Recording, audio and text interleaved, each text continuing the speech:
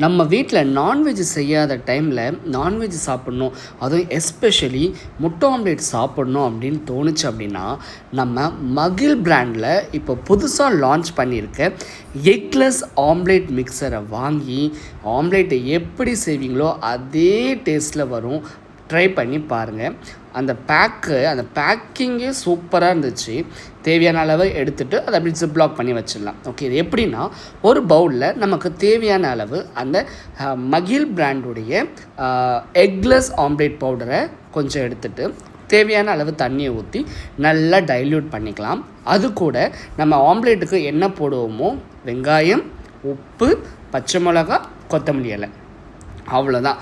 நல்லா முட்டையை பீட் பண்ணி வச்சுருக்க மாதிரி நல்லா பீட் பண்ணி வச்சுட்டு கேஸை பற்ற வச்சிடலாம். அடுப்பை பற்ற வச்சு அதில் தவா வச்சு கொஞ்சமாக எண்ணெய் ஊற்றி எந்த சைஸ்க்கு வேணுமோ அந்த எக்லெஸ் ஆம்லேட் மிக்ஸை ஊற்றி மேலே அப்படியே பரன்னு அப்படியே மிளகு தூவி அப்படியே ஃப்ரண்ட் அண்ட் பேக் திருப்பி போட்டிங்கன்னா, ஐயோ, மகிழ் பிராண்டில் இப்படி ஒரு ஹெல்த்தியான டேஸ்டான ஒரு ப்ராடக்ட் லான்ச் பண்ணியிருக்காங்க. இது ப்ரொமோஷன் வீடியோ கிடையாது. நான் பர்சனலாக இது சாப்பிட்டு பார்த்தேன், நல்லா இருந்துச்சு.